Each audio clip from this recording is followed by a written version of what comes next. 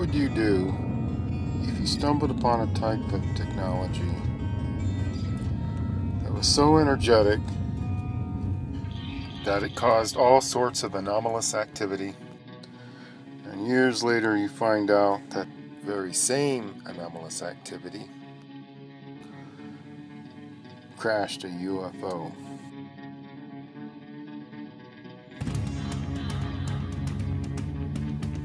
Would you keep your mouth shut, stand idly by, knowing full well that hundreds of other people worldwide are experimenting with the same type of technology that can also cause meteors to come crashing to Earth?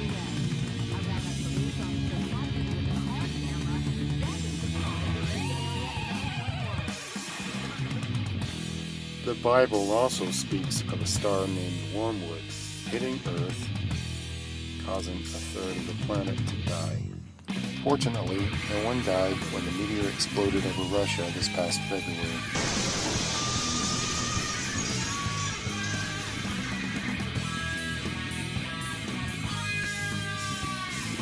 In 1908, a meteor exploded over Tukhatska, Russia, and was Tesla responsible for creating a scalar, harmonic, resonating frequency that attracted this meteor. In Secrets of the Lost Races by Renee Norbergen, he describes how ancient pyramid power and psychotronic generators were instrumental in causing the Great Flood. This ancient technology has always been given to us by the so-called gods. Russian scientists have discovered new sciences within this pyramid laboratory. We were not the first.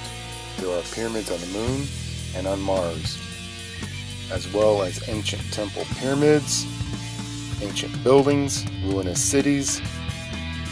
The so-called face on Mars is of least importance. What is important is the pyramids surrounding the face.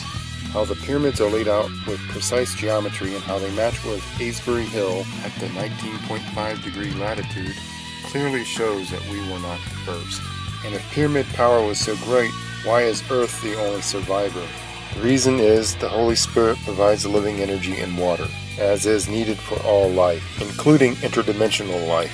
I once met a man who had been to other planets. He worked at Area 51. He told me that they could not find life on other planets. I shook his hand and told him that life existed in other dimensions. Over the past few years, more and more evidence has surfaced proving that life existed on other planets. As far as I know, this is the only cigar-shaped craft that has ever crashed. The secret missions of Apollo 18, 19, and 20 between America and Russia was a reconnaissance to recover ancient technology. We were not the first, as Nazi Germany has been there before us. The fact is, mankind has been going to the Moon and Mars since Adam and Eve. The Tower of Babel was a Stargate device to open up portals to other planets. Such was the discovery of the Philadelphia experiment. And the experimentation of teleportation aboard the USS Eldridge during the Philadelphia experiment resulted in the Gray Zeta Reticuli aliens beating in, threatening Harry Truman that if these experimentations did not stop, they would destroy the White House. 1 week later, they came back and a treaty was signed between America and the Zeta Reticuli for exchange of the technology with the non-interference of human abduction. Washington was ready the second time with video cameras.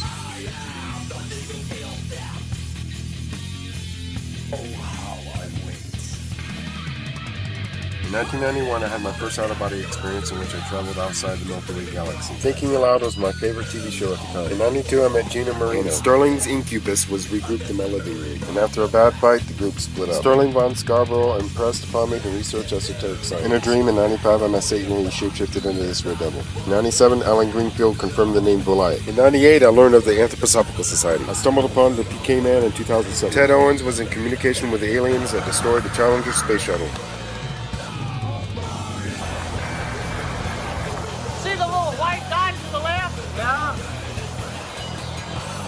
Ted Owens warned Dr. Jeffrey Mishlove 1 month in advance. And that blinking light is not a parachute. For a long time now, many people have been communicating with the aliens. This guy says the Old Testament, written in Hebrew, taught him how to summon UFOs. Harvey says he can also just do this on command, and he adds he's been doing it for 25 years, keeping all of it secret until now. These things are here. They're sitting right up there.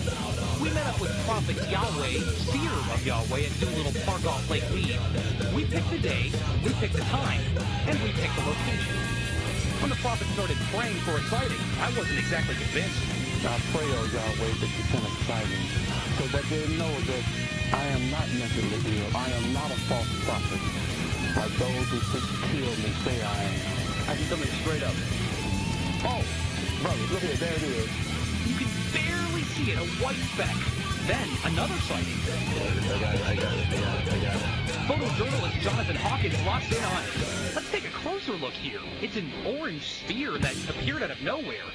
I called the boss with an unexpected change in my story. I can see it clear as day. In fact, it's bright. It's moving pretty fast. So who gave these two aliens permission to destroy the space shuttle Columbia? This is Houston. Say again, 7?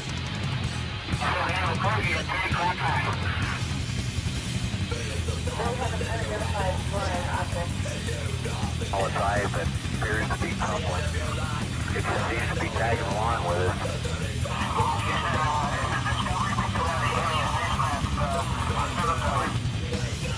Yeah, Houston, we got somebody out the front window with a pair of binoculars and a zoom lens. We're trying to get a pretty good idea on this thing. The shuttle was blown up before the entry into the atmosphere. FYI, I've just lost 4 separate temperature transducers on the left side of the vehicle, hydraulic return temperatures. Where are those? Where is that instrumentation located? They're, all 4 of them are located in the aft part of the left wing, right in front of the Elevon actuators. And there is no commonality. No commonality. And there's no commonality between all these tire pressure instrumentations and the hydraulic return instrumentations. No, sir, there's not. They've also lost the nose gear down talkback and the right main gear down talkback. Nose gear and right main gear down talkbacks? Yes, sir. Sensors on the bottom line data that are off scale low. Columbia, Houston, UHF comm check.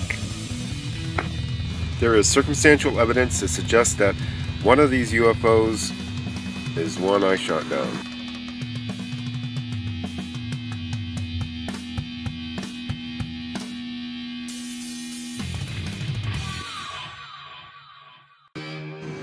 Let's zoom in on one of the UFOs that shot down the Columbia shuttle and compare it with the other alleged crash.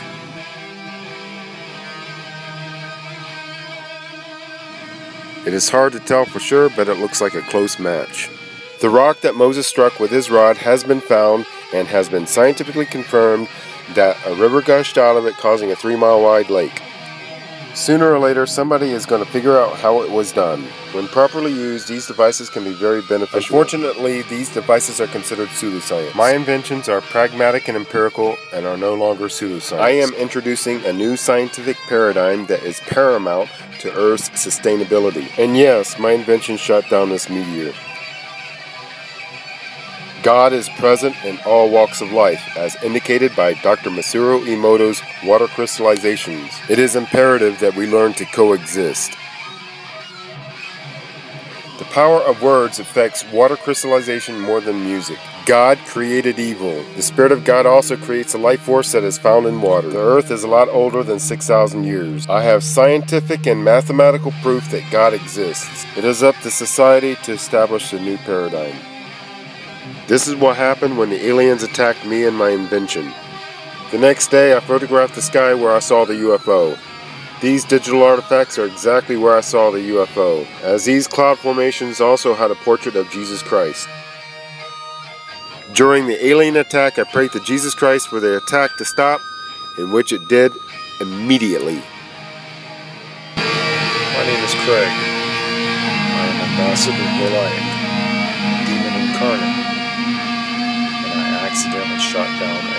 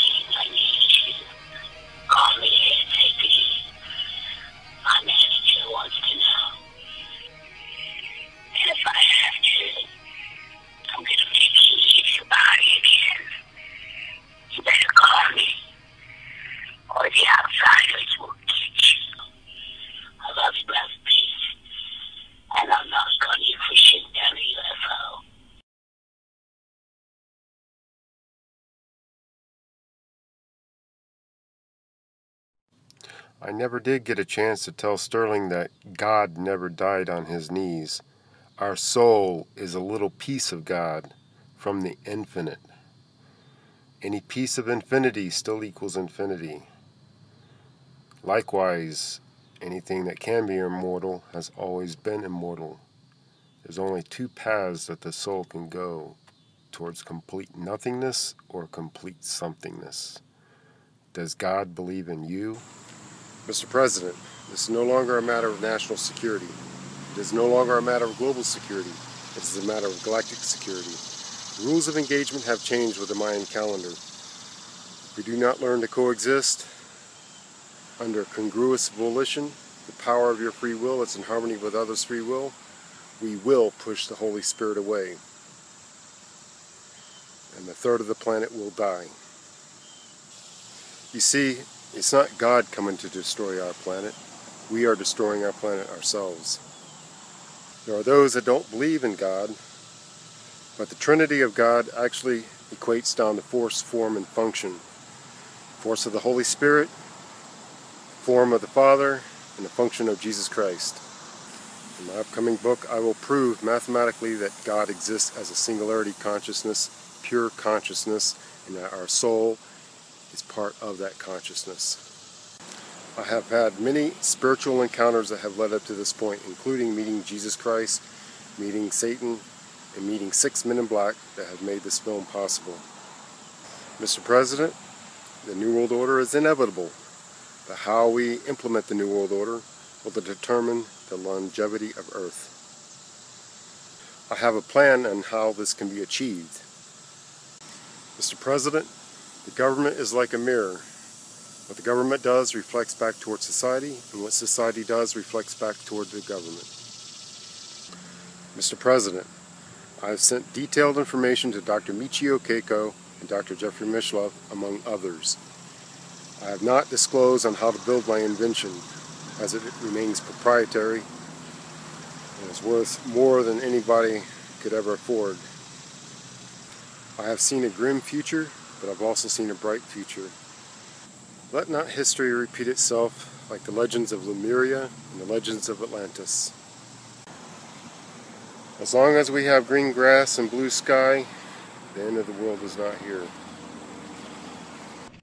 I think maybe I'd answer it this way. I keep, in my frustration sometimes, you know, actually, if you count some of the things going on in smaller countries and all, there have been about 114 wars since World War II. But I've often wondered, what if all of us in the world discovered that we were threatened by a power from outer space, from another planet? Wouldn't we all of a sudden find that we didn't have any differences between us at all? We were all human beings, citizens of the world, and wouldn't we come together to fight that particular threat?